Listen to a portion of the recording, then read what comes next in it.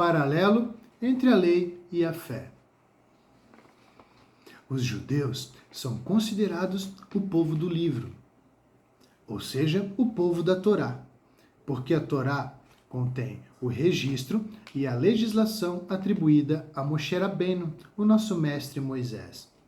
A Torá, conhecida como o Pentateuco, fundamenta e abaliza as três grandes religiões monoteístas: o judaísmo, o cristianismo e o islamismo. Estas três religiões monoteístas descendem de Avraham Avinu conforme as promessas.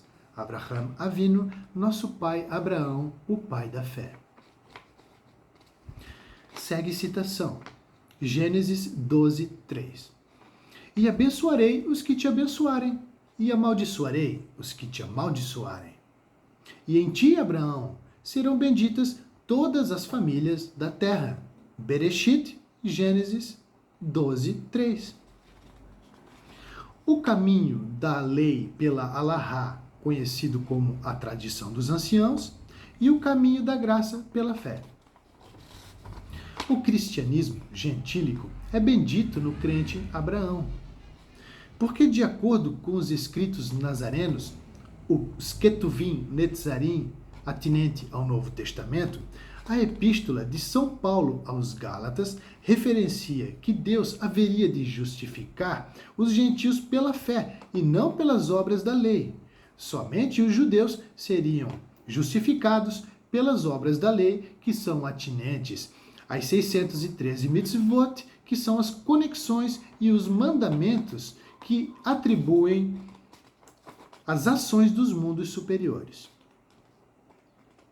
As obras da lei são referentes ao caminho da Alahá e as obras da fé são atinentes à justiça de Jesus Cristo. Por quê? A lei foi dada por Moisés, mas a graça e a verdade vieram por Jesus Cristo. Yohanan, João 1,17. A Alahá judaica, as 613 mitzvot, os mandamentos, são um caminho da tradição dos anciãos e é o caminho da justificação por ações práticas que tem por finalidade a meta de amar ao próximo e a Deus através de um bom proceder, justamente em todos os caminhos do cotidiano diário da comunidade judaica. Assim todos eram santificados e abençoados com paz.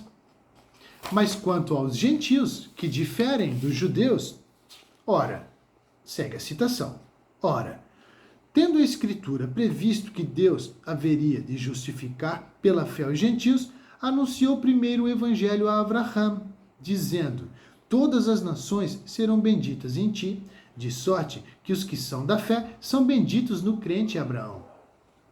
Aos Gálatas 3, 8, 9. Segue citação. Porque se Abraão foi justificado pelas obras, tem que se gloriar, mas não diante de Deus. Pois que diz a Escritura: creu Abraão a Deus e isso lhe foi imputado como justiça. Ora, aquele que faz qualquer obra, não lhe é imputado o galardão segundo a graça, mas segundo a dívida. Mas aquele que não pratica, mas crê naquele que justifica o ímpio, sua fé lhe é imputada como justiça.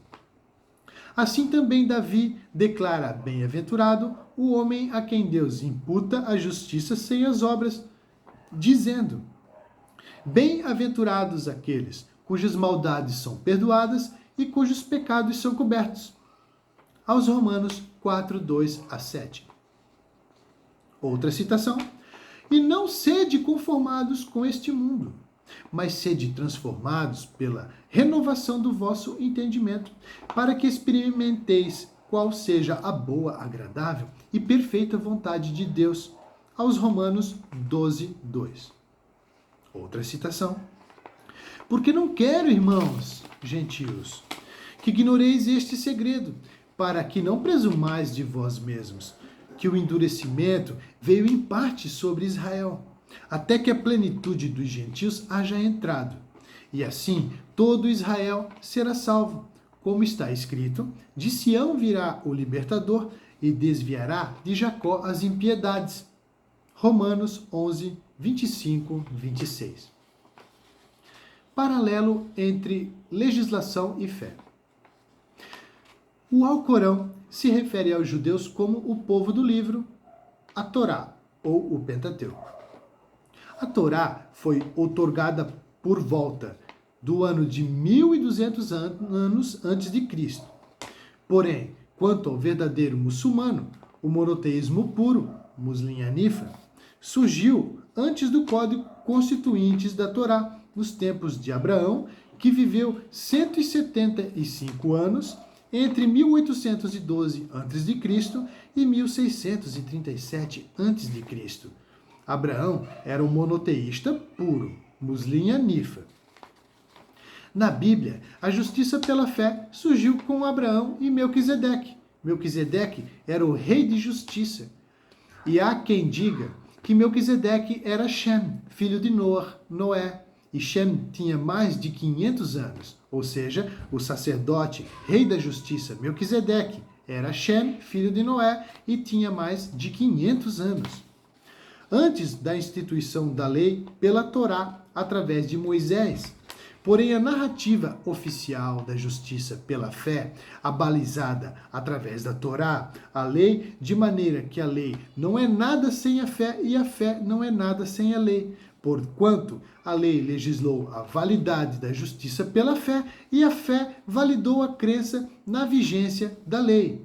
As duas se complementam, a fé e a lei. Este é um paralelo de complemento. A lei apresenta a justiça pela fé e a justiça pela fé dá testemunho da lei. O Código de Hammurabi surgiu por volta de 2000 anos antes de Cristo, na Mesopotâmia. O famoso Código Penal, olho por olho e dente por dente, surgiu 2000 anos antes de Cristo com o Código de Hammurabi. Depois, olho por olho, dente por dente, foi aplicado por Moisés na Torá por volta de 1200 anos antes de Cristo. Depois dessas constituições, Jesus Cristo anunciou a graça e a justiça pela fé, vigente na era atual em que vivemos, pois estamos nos dias do Messias. O Código de Hammurabi, datado de 2000 anos antes de Cristo, está no Museu de Louvre, Paris. Segue um trecho selecionado. Um juiz deve julgar um caso e alcançar um veredito e apresentá-lo por escrito. Se o erro posterior aparecer na decisão do juiz e tal juiz for culpado, então ele deverá pagar 12 vezes a pena que ele mesmo instituiu para o caso, sendo publicamente destituído da sua posição de juiz e jamais sentar-se-á novamente para efetuar julgamentos. Segue citação do Alcorão. Ó, povo do livro, hebreus, judeus, povo da Torá, do Pentateuco, por que discutis, ó povo do livro, acerca de Abraão, se a Torá e o Evangelho não foram revelados senão depois dele? Por que discutis então sobre as coisas das quais não tendes conhecimento algum? Abraão jamais foi judeu ou cristão. Foi outro sim, um monoteísta, muçulmano, Muslim Hanifa, monoteísta puro, e nunca se contou entre os idólatras. Alcorão 3, 65 a 67, século VII. A constituição dos códigos legais é uma atividade antiga da humanidade. Certamente, você ouviu falar de dois códigos fundamentais para a futura sociedade ocidental. O Código de Hammurabi, datado de 2000 anos antes de Cristo, foi criado pelo rei Hammurabi na Mesopotâmia. Diversamente dos códigos modernos que tratam de um único tema, por exemplo, o Código Penal, o Código de Hammurabi procurou incluir as várias questões que envolviam o reino. É dele, do Código de Hammurabi, a famosa lei olho por olho, dente por dente, que implica a regulamentação da prática da pena de morte. Por volta de 1200 anos antes de Cristo, surgiu o Código Mosaico, a Torá, dado pelo líder dos hebreus, Moisés. A parte mais importante dele é o que conhecemos pelos 10 mandamentos. Sucessivas modificações ao longo da história de Israel o transformaram num código conhecido como o Pentateuco ou Torá. A codificação de leis que regem a conduta do povo judeu e também decisivo para o entendimento moral cristão. Ao redor do ano 500 a.C., os romanos também codificaram um conjunto de leis visando assegurar a relativa tranquilidade jurídica para a plebe, chamada Lei das 12 Tábuas Romanas. Temos ainda o Código de Manu, instituído na Índia entre os séculos 2 a.C. e 2 depois de Cristo. Como o Pentateuco mosaico, ele tinha grande preocupação com a relação entre a religião e as leis. O mesmo também pode ser dito quanto ao Corão, cuja adaptação às relações sociais nas sociedades islamitas requereu o acréscimo de um código de leis paralelo. O Código de Napoleão, o imperador francês, entre os séculos XVIII e XIX, entrou em vigor no ano de 1894, na França. Ele deu consistência ao esforço de construções de códigos legais em evidência na Europa, que havia começado com o Código Prussiano em 1794. Seguiram-se o Código da Áustria, 1812, e o Código Civil Alemão, 1900. O Código Civil Brasileiro é de 1º de janeiro de 1916. Em 10 de janeiro de 2002, foi promulgado o novo Código Civil, que entrou em vigor em 11 de janeiro de 2003. Sanches, 2013, páginas 130 e 131. Professor da Unicelv. Missão sacrificial. A citação bíblica sobre o sacrifício não consumado de Isaque é uma prefiguração de que a descendência de Abraão através de Isaque seria uma nação inteira de sacerdotes, o ministério sacerdotal. Os muçulmanos islâmicos declaram que o sacrifício não consumado de Isaque foi um sonho de Abraão.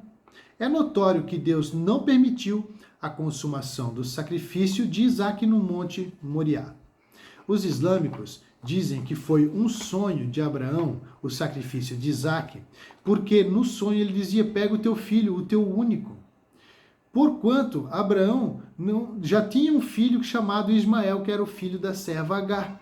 Então foi um sonho dizendo que Isaque era o filho único, porque Abraão tinha um filho primogênito chamado Ismael, que era o filho da serva egípcia Agar. E este filho foi a descendência, gerou a descendência dos árabes, que culminou com Maomé e a religião muçulmana através de Maomé, que serve a Alá. E chegaram ao lugar em que Deus lhes dissera. Esta é a citação de Gênesis. E edificou Abraão ali um altar, e pôs em ordem a lenha, e amarrou Isaque seu filho, e deitou-o sobre o altar em cima da lenha. E estendeu Abraão a sua mão, e tomou o cutelo para imolar ao seu filho. Mas o anjo do Senhor lhe bradou desde os céus, e disse: eis-me aqui.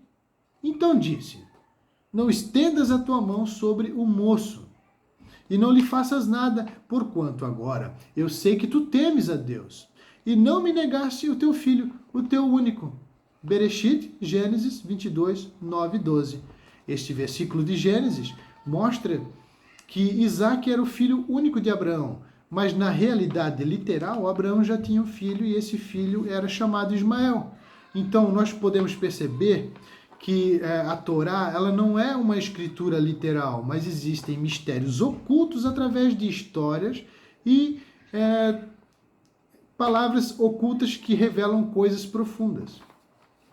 Todas as escrituras bíblicas, tanto o Antigo Testamento como o Novo Testamento, presumem que a verdade é provada através do derramamento de sangue de sacrifícios expiatórios. A Torá baliza que a expiação dos pecados é consumada com o derramamento de sangue dos animais específicos determinados pela Torá, o Pentateuco. E o Novo Testamento também. Segue citação. E quase todas as coisas, segundo a lei, se purificam com sangue, e sem derramamento de sangue não há remissão. Aos Hebreus 9:22. Durante a vigência sacerdotal do primeiro e segundo templos do Beit HaMikdash, eram abatidos animais em sacrifício expiatório, tais quais aves, como as rolas e as pombas, bodes, cabras, carneiros, bezerros de 1 ano. Todos estes animais existiam em abundância, para que todos tivessem condições de oferecer sacrifício para o único e verdadeiro Deus. Quem não tinha condições de oferecer esses animais, poderia oferecer farinha, pão assado sem levedura e até mesmo semolina, moagem granulada de cereais.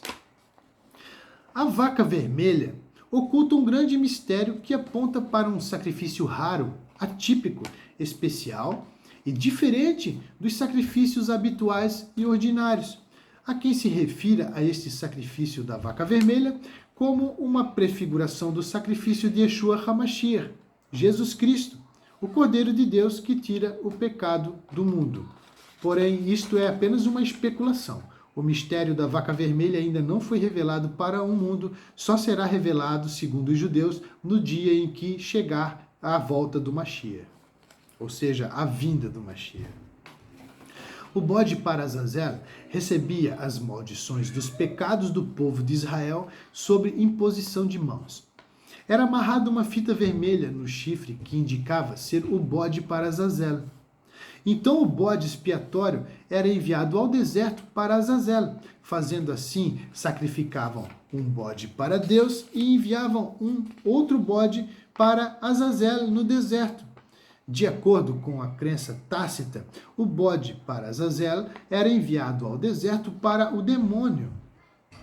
Desta maneira, o demônio não atrapalhava durante o sacrifício para Deus no Beit HaMikdash, o templo sagrado de Jerusalém, visto ter um sacrifício para Azazel no deserto. Assim, o demônio se mantinha afastado do Beit HaMikdash, o templo de Jerusalém, durante o sacrifício para Deus. E o bode para Azazel era enviado para fora das portas do arraial. Segue outra citação. É implícita, tacitamente, uma coincidência bíblica detectável no Novo Testamento. E por isso também Jesus, para santificar o povo pelo seu próprio sangue, padeceu fora das portas. Hebreus 13, 11 e 12. Porquanto o contexto da epístola aos Hebreus refere aos corpos dos animais cujo sangue é pelo pecado, estes são queimados fora do arraial. Por este motivo, segue citação, temos um altar que não tem direito de comer aos que servem ao tabernáculo, porque os corpos dos animais cujo sangue é, pelo pecado, trazido pelo sumo sacerdote para o santuário, são queimados fora do arraial. E por isso também Jesus, para santificar o povo pelo seu próprio sangue, padeceu fora da porta. Aos Hebreus 13, 10, 12.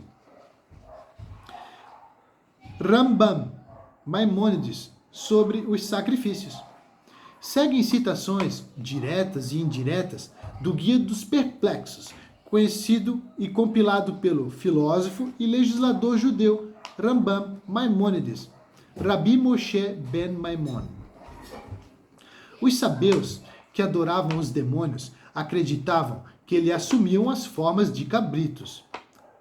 Maimônides, século XII, página 488 do livro O Guia dos Perplexos. Esta opinião era difundida nos dias de Moisés, como em "E não oferecerão mais os seus sacrifícios aos seirim", cabritos. Na tradução está escrito demônios e não cabritos, ou seirim. Levítico 17, 7. E por isso, os grupos também proibiram comer cabritos. Rambam Maimônides, século XII, página 488 do livro O Guia dos Perplexos. No costume tácito pagão dos sabeus, eles comiam o sacrifício da carne preparada ao redor do sangue, para fraternizar com os demônios. Os sabeus consideravam o sangue um alimento impuro, pois o sangue era o alimento dos demônios. Rambam Maimônides, século XII, página 491, do livro O Guia dos Perplexos. De acordo com a crença do povo simples, os demônios informavam coisas sobre o futuro nos sonhos e os ajudavam. Rambam Maimônides, século XII, página 491, do livro O Guia dos Perplexos. Por este motivo, é proibido comer ao redor do sangue e sobre ele. O sangue do animal deve ser derramado sobre o altar do Eterno como água, justamente para combater as práticas idólatras com práticas contrárias. Rambam Maimônides, século XII, página 492, do livro O Guia dos Perplexos. Quase todos os idólatras abominam o abate de cordeiros. Rambam Maimônides, século XII, página 488, do livro O Guia dos Perplexos. De acordo com Onkelos, os egípcios adoravam a constelação de Áries. Por este motivo, proibiram o abate de cordeiros e abominavam os pastores. Como em Gênesis 46, 34b, todo o pastor de ovelhas é abominação para os egípcios. Rambam Maimônides, século XII, página 487, 488, do livro O Guia dos Perplexos. Por este motivo, através do extremo oposto ao sacrificar o cordeiro de Pêssar no Egito e passar o seu sangue nos umbrais das portas pelo lado de fora, assim são curadas as ideias corrompidas que são doenças da alma humana. Rambam Maimônides, século XII, página 488, do livro Guia dos Perplexos. Quanto ao preceito de sacrifício de Pêssar, foi ordenado, com a condição de que ele fosse abatido, somente após a circuncisão dos homens, de seus filhos e dos demais membros de sua casa. Rambam Maimônides, século XII, página 491, do livro O Guia dos Perplexos. Todos foram circuncidados e o sangue da circuncisão se misturou ao sangue de Pêssar, por causa do grande número de circuncidados, conforme mencionamos. E é a isso que o profeta alude ao dizer, reenvolvendo-se em teu sangue. Ezequiel 16, 6. O sangue de Pêssar com o sangue da circuncisão. Rambam Maimônides, século XII, página 491, do livro O Guia dos Perplexos. A legislação da Torá foi estabelecida para combater as idolatrias e as práticas contrárias com outras práticas contrárias às práticas dos idólatras, de modo que não encontrarás sal em nenhum dos sacrifícios deles, os idólatras.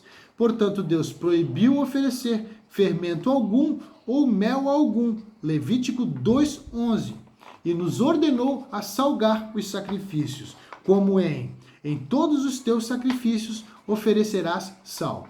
Rambam Maimônides, século XII, página 489, do livro O Guia dos Perplexos.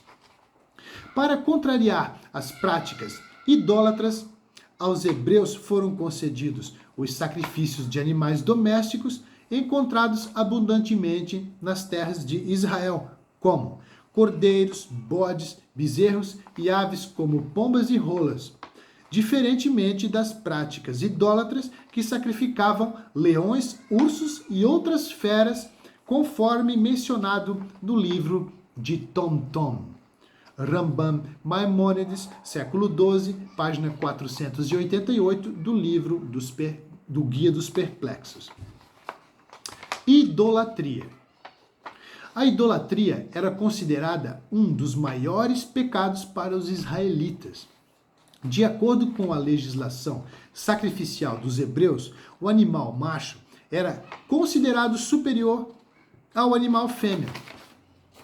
Para perdão do pecado de idolatria, era necessário justamente um sacrifício inferior. Não eram utilizados bodes. Para perdão do pecado de idolatria, eram utilizadas cabras, por causa do valor monetário inferior em relação aos bodes. Para um pecado altamente ofensivo, era utilizado um sacrifício inferior. As cabras eram inferiores em valor monetário aos bodes.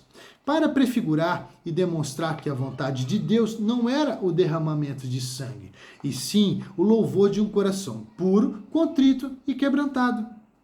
Não importando o valor do sacrifício, e sim o simples reconhecimento de que foi praticada uma iniquidade e cometido um erro.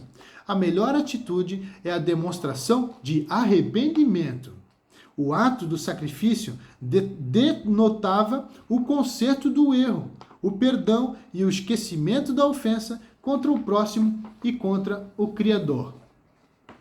De acordo com Nietzsche, o profeta Zaratustra viveu em meados do século 7 a.C., por volta do ano 660 a 583 a.C. Ele nasceu na Pérsia primitiva, no planalto atual do Irã, próximo ao lago Urmia. Zaratustra é o autor do Zend-Avesta. Foi o fundador do zoroastrismo ou mazdeísmo. Zaratustra adorava Ahura Mazda, o deus do bem. A prática religiosa dos persas era a manutenção do fogo sagrado, que simbolizava a luz de Ahura Mazda.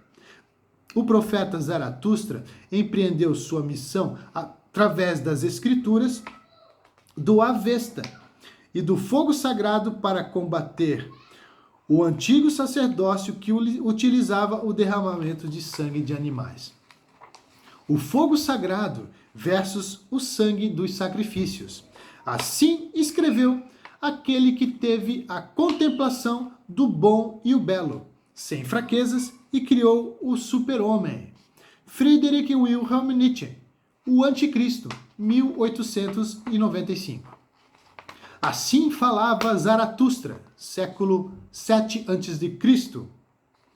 Traçam sinais de sangue pelo caminho que percorreram, e a sua loucura ensinava que a verdade é provada através de sangue.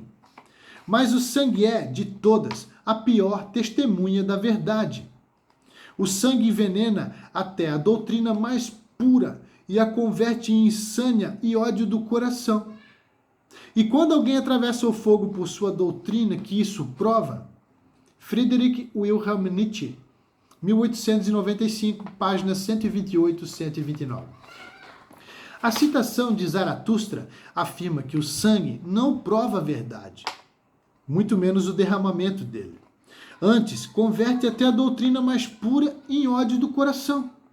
E eu acredito que a utilidade dos sacrifícios não são uma verdade objetiva ou panorâmica, e sim uma verdade subjetiva, de acordo com a interpretação particular do observador. Então, qual é a finalidade, a necessidade, a função e a utilidade dos sacrifícios? Deus nos pede para que façamos sacrifícios?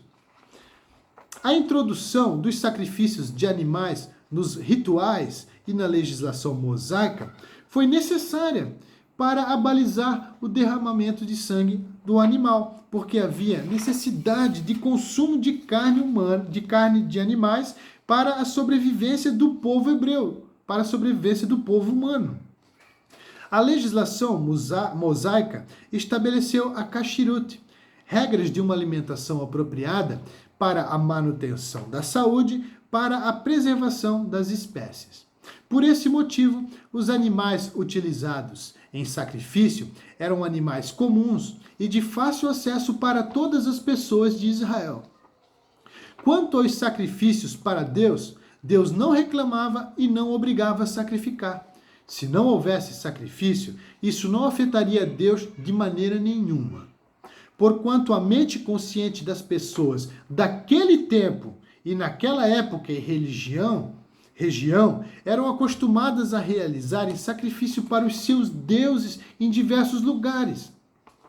Não seria possível arrancar uma prática de sacrifícios enraizada na cultura, na mente e no coração do povo da noite para o dia. A libertação da idolatria é um processo lento através de práticas contrárias que são prescritas e aplicadas pela Torá. Os hebreus eram um povo de dura cerviz e inclinados à idolatria. O evento do bezerro de ouro feito por Arão no deserto foi o maior exemplo de idolatria do povo hebreu.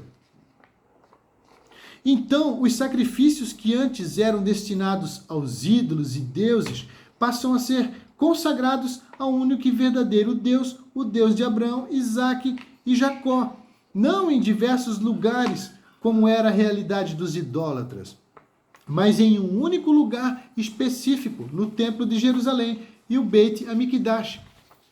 Isso significa uma redução fenomenológica de lugares para sacrifício de animais e uma redução fenomenológica de abate de animais na época da Torá, porque a mente consciente do povo daquela época estava acostumada com sacrifício de sangue.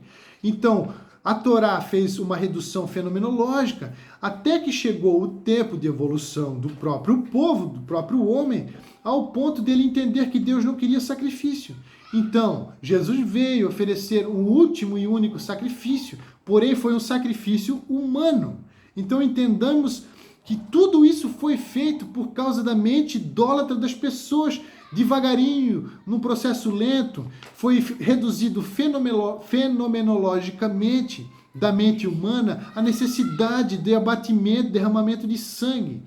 Então, o último derramamento de sangue foi de sangue humano, o sangue de Jesus Cristo, para que fosse uma redução fenomenológica. Então, Jesus, ele trocou o derramamento de sangue pelo mikve, a imersão ou o batismo nas águas. E assim cessou, de uma vez por todas, o derramamento de sangue, que não era necessário para Deus, mas a mente do homem estava codificada com aquilo e eles entendiam que tinha que ter um sacrifício para perdão, alguém tinha que pagar o preço. Então Jesus se entregou a si mesmo para ser ele esse preço. Então entendemos assim que a Torá e Jesus Cristo, através do Novo Testamento, vieram como uma redução fenomenológica de sacrifícios para que a mente do homem se libertasse dessa ignorância e viesse obter o arrependimento dentro do coração e não através do derramamento de sangue. A meta religiosa. Os homens tinham necessidade de oferecer os seus sacrifícios porque era assim que eles acreditavam em seus corações, através de sua fé, que Deus receberia a reverência de seus adoradores em relação ao perdão dos seus pecados, substituindo dessa maneira a punição de seus pecados através dos sacrifícios. Porquanto a própria escritura da Bíblia hebraica explica este assunto, que o Criador não necessitava daquele ritual literalmente falando. Todas as coisas foram feitas figurativas em visão profética para o aperfeiçoamento e o amadurecimento coletivo da humanidade. Porque a consciência coletiva do povo hebreu era inclinada à idolatria. As práticas da Torá, tanto os sacrifícios como a Alahá, a tradição dos anciões, possuem o significado para projetar interiormente nas pessoas a libertação da idolatria. Porque o ser humano acreditava que era necessário o derramamento de sangue. Isso está escrito em Hebreus, conforme eu li anteriormente. Porém, estamos em constante evolução coletiva, em contextos diferentes que conduzem à elevação espiritual, utilizando-se das religiões como inspirador e condutor coletivo, cuja união de nossas almas forma um só homem e um só Deus pela mesma fé, a fé de Abraão. Os grandes nomes, os grandes profetas e os grandes sábios, mestres e magos compreendem a evolução coletiva das massas e evoluem o seu próprio povo de acordo com a necessidade e o entendimento coletivo deles, utilizando suas próprias crenças e dando um significado coletivo do crescimento espiritual, ao ponto de discernir o bom e projetar o belo, e incluir a sabedoria sem erro e sem fraquezas, conforme o entendimento de Friedrich Wilhelm Nietzsche, o grande filósofo. Não dá para exigir do povo mais do que ele pode suportar acerca do rigor comportamental da ética conforme a almejada meta de conduta. Temos que aceitar a fraqueza humana do grupo coletivo dentro da realidade em que vivem, sem coagir a uma santidade inalcançável. Porque os crentes atuais imaginam erroneamente sobre a realidade e querem ser mais santos do que os patriarcas e acabam enganando a si mesmos e vivendo uma religião fictícia dentro de um contexto ilusório, de uma fábula infantil com um propósito inalcançável. Aprecie as citações que seguem e compreenda que o povo hebreu se libertou das práticas idólatras através dos sacrifícios ensinados pela Torá. Porquanto a Torá transmite ensinamentos e metas simbólicas através dos costumes que possuem um sentido simbólico contrário à idolatria. Não são mais necessários sacrifícios para a mente coletiva do povo evoluir, pois ela se evoluiu e se aperfeiçoou e chegou à conclusão de que não é necessário derramamento de sangue. Repetirei, assim falava Zaratustra. Eles percorrem caminhos e acreditam que eles devem derramar sangue, mas o sangue é a pior testemunha da verdade. O sangue, ele projeta no homem loucura e ódio no coração. E o derramamento de sangue não aperfeiçoa ninguém. Sobre este assunto, iremos trazer algumas citações nesse momento. Salmos. Sacrifício e oferta não quiseste, e os meus ouvidos abriste. Holocausto e expiação pelo pecado não reclamastes. Salmo 46. Outra citação de Salmo. Não te repreenderei pelos teus sacrifícios, os holocaustos que estão continuamente perante mim. Salmo 58. Outra citação de Isaías. De que me serve a mim a multidão dos vossos sacrifícios, diz o Senhor. Já estou farto de holocaustos de carneiros e da gordura de animais cevados. Nem me agrado do sangue de bezerros, nem de cordeiros e nem de bodes. Isaías 1:11. Porém Samuel disse, tem porventura o Senhor tanto prazer em holocaustos e sacrifícios, como em que se obedeça a palavra do Senhor? Eis que o obedecer é melhor do que o sacrificar, e o atender é melhor do que gordura de animais. 1 Samuel 15:22. Então, através dessas palavras, eu quero trazer uma mensagem para as pessoas. Eu sei que é muito complicado entender todo esse assunto. Eu trouxe um assunto detalhado através de citações várias, religiões várias, através de códigos penais vários, através de interpretações sacrificiais várias, para que as pessoas possam chegar na conclusão de que Deus nunca precisou de sacrifício. Deus nunca precisou de derramamento de sangue. É a mente das pessoas que estavam acostumadas àquilo. Então, Deus foi fazendo uma redução fenomenológica de lugares que eram sacrificados, de sacrifícios, até que chegou no sacrifício de um homem, o sacrifício humano, que também é uma abominação, sacrificar um homem, muito mais do que animais. Porém, Jesus se entregou para que fosse o último sacrifício e depois foi substituído pela imersão nas águas e o arrependimento para que o homem pudesse entender qual é a boa, agradável e vontade do Senhor. E nós entendemos aqui que naquela época os sabeus, como disse Rambam, eram um povo inclinado à idolatria e os hebreus também eram. Então a gente percebe até no livro de Tonton, que é um livro raríssimo, que eu não tive acesso a ele, mas ele foi citado pelo Rambam no livro Guia dos Perplexos, do século XII, é um livro muito antigo. Eles ofereciam leões e ursos, eles ofereciam sacrifício aos deuses, era uma prática que estava na mente do homem. O homem entendia que ele era pecador e para ele ser perdoado ele tinha que morrer. Por isso que ele encarava a morte como se fosse a necessidade para que ele fosse perdoado. Então ele resolveu colocar aquela culpa sobre os animais e depois colocaram a culpa sobre Jesus. Mas nada disso foi necessário. É a mente do homem que estava presa ao sacrifício. Então Deus resolveu operar devagarinho, libertando o homem da idolatria, porque é um processo lento. Olha quantos 1000 anos que aconteceu isso.